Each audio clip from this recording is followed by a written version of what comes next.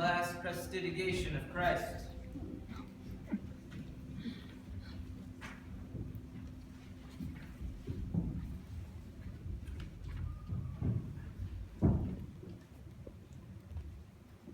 I did not give you permission to do that. I don't see what the big deal is. The big deal is, water is water and wine is wine, and if I had wanted water to be wine, I would have made it out of grapes. Loosen up. It was a wedding. Everyone was having a good time. I just wanted everybody to bask in the glory of God's love. Oh, don't give me that.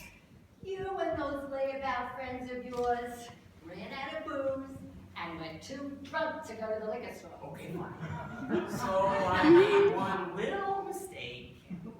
It is not just one mistake, Jesus. It's the latest in a long line of screw-ups. Like what you did to Lazarus? That was not a little mistake. I saved that man's life. You raised him from the dead. You can't go back. Why not? Because it freaks people the fuck out. What is the one rule I gave you before I sent you down there? Don't eat pork.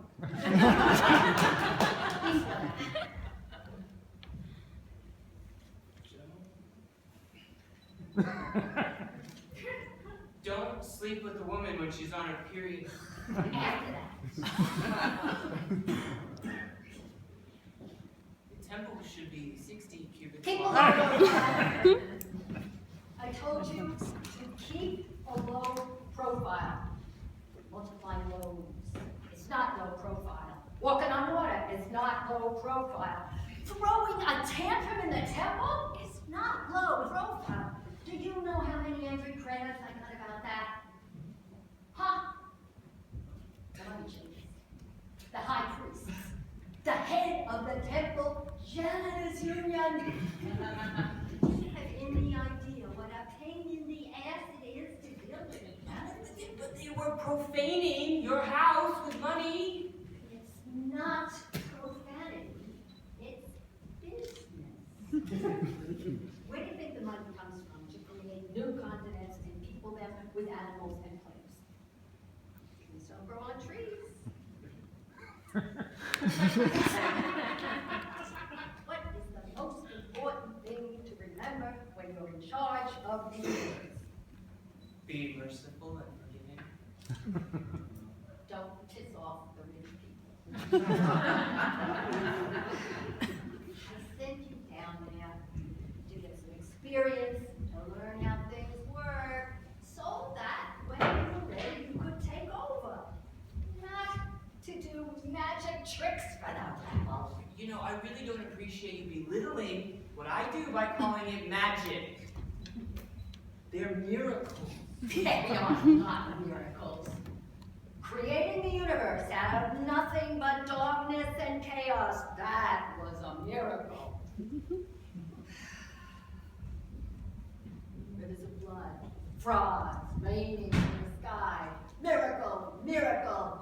The Jews winning any battle ever, miracle.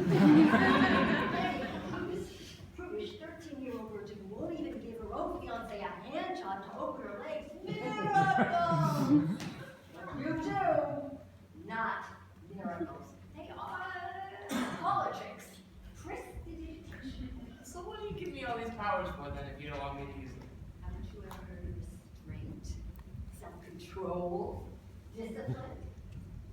I could make 3-headed toads that shit gold and kiss brandy if I wanted to, but I don't want to because I have restraint. Yeah, right. You showed an awful lot of restraint when you flooded the entire world. Or when you burned Sodom and Gomorrah to the ground because anal sex makes you squeamish. Don't make me forsake you. You will not forsake me. You threaten to forsake me like once a week and you never do. Jesus. Same conversation over and over. You're smart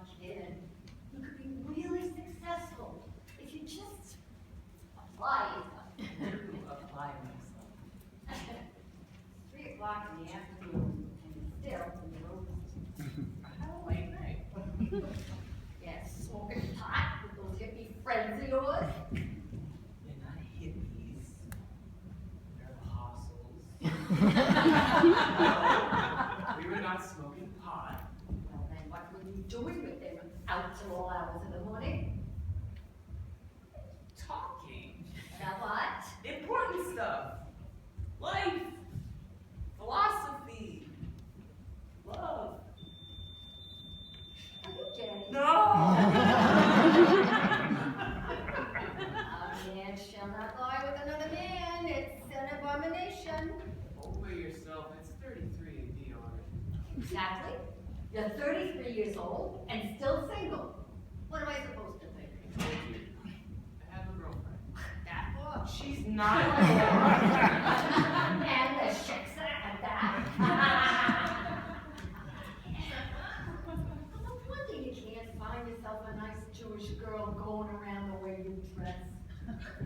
Alright, fine. There, happy. Are you gonna stop acting like a child and grow up already? I'm perfectly grown up. Grown-ups, do not wear awful facial hair and dress in ironic t-shirts. Grown-ups do not sleep till noon and lay about the firmament all day. Grown-ups have jobs and go to work. I have a job. And what job is that exactly? I am a fisher of men. That doesn't even mean anything. It does too mean something, you just don't understand it. You never understood me. Well, maybe because most of what comes out of your mouth is nonsense. The least among you shall be first. The meek shall inherit the earth. Turn the other cheek. You getting this stuff out of a fortune cookie? They're parables. You know, metaphors? And maybe you would understand them if you listened to them, but you never listened to me. My whole life, you Are never you listened to really me. still on this?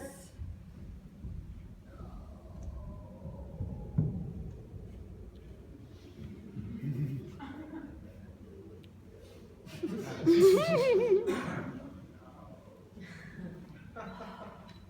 never showed up. My whole life. You never visited. You never sent a burning bush. You never came to any of my Little League games. What would be the point? You always let the other team win. I never even came around until I was an adult. I was working. The universe doesn't run itself. You couldn't have taken one day off for Christmas. We're Jewish. It was still my birthday. Sal, this is all around you. You're trying to get back at me. No, I'm trying to bring peace and love to all mankind. Bringing peace and love to all mankind is not a job. I gave you a job. I told you I don't want to be a carpenter.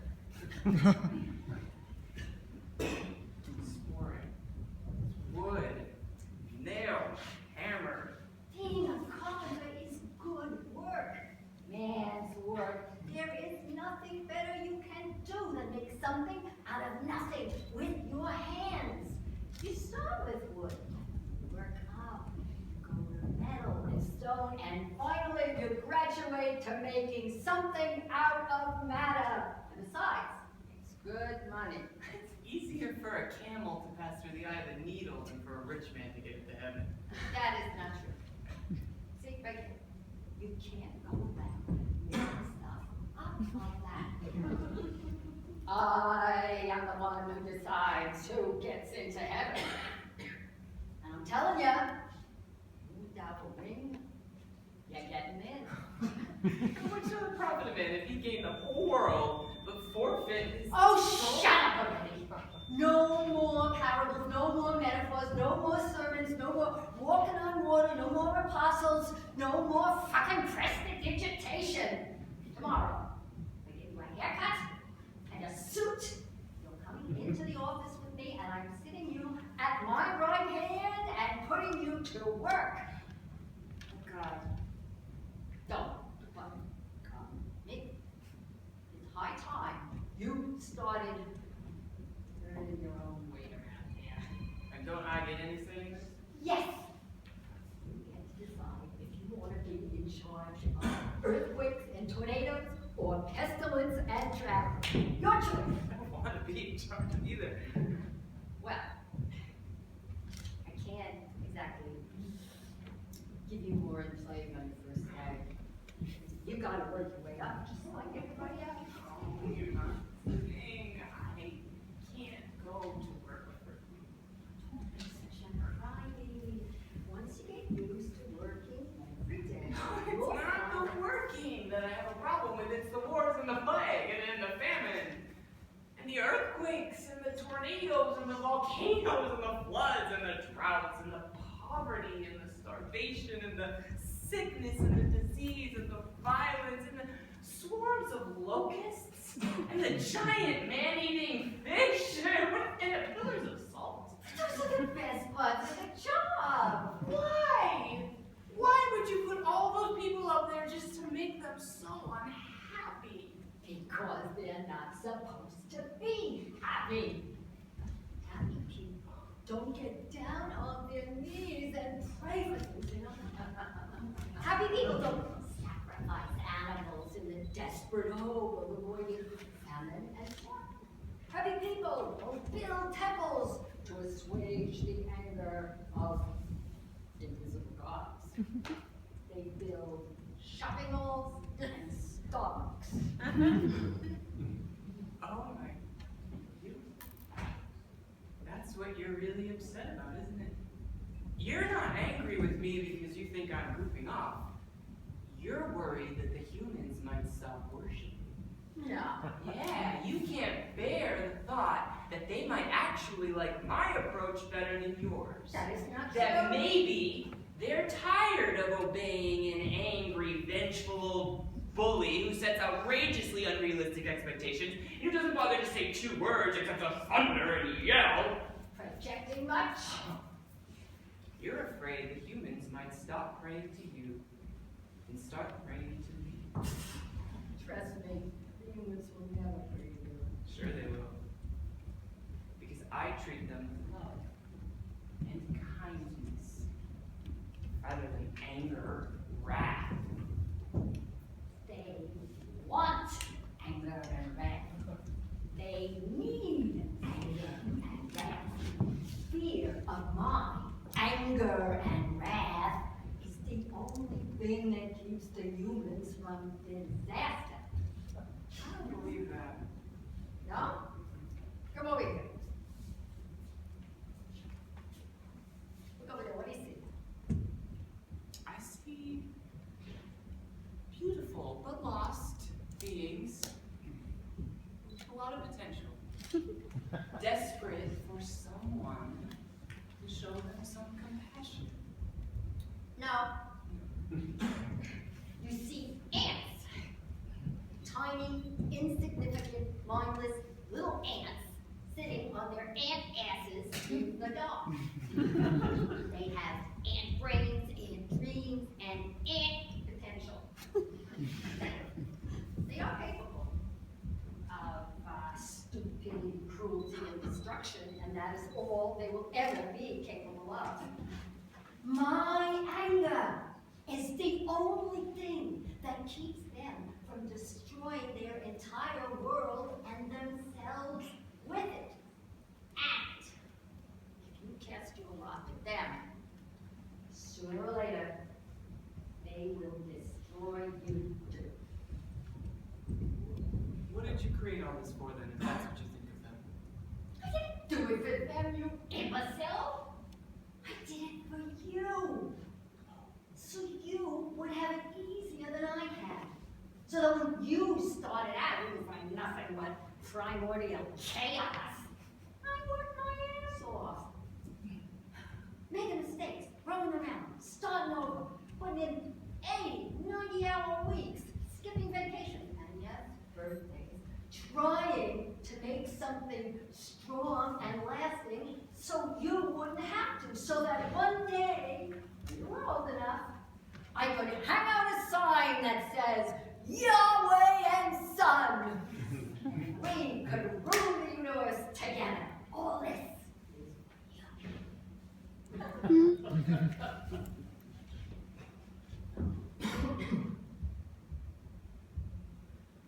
I want it. what? Not only don't I want it, but I'm ashamed of it. Oh.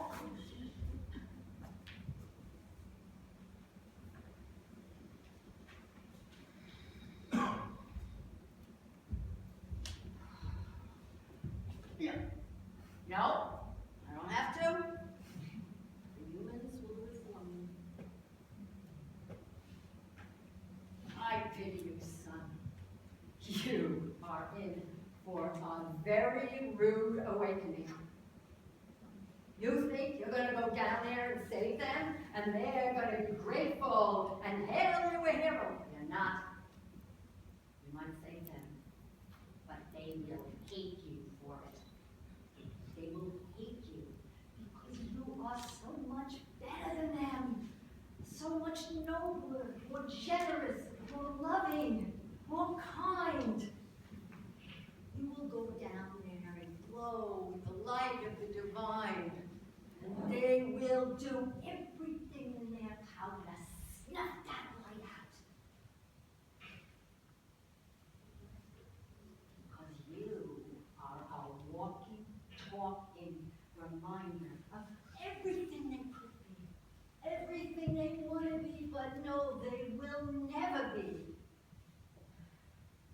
Every time they look at you, they will be reminded of their weaknesses and flaws, their petty jealousies and resentments, their anger, their insecurities, their self-doubts, their gluttony, their laziness, their lust. And they will not be able to stand it. Every word you speak, every miracle you perform will be a slap in their face, and they will make you suffer. They will string you up, or stone you, or set you on fire, and they will cheer while you burn. See? You don't have to worry about the humans not worshiping you. After all, imitation is the sincerest form of flattery.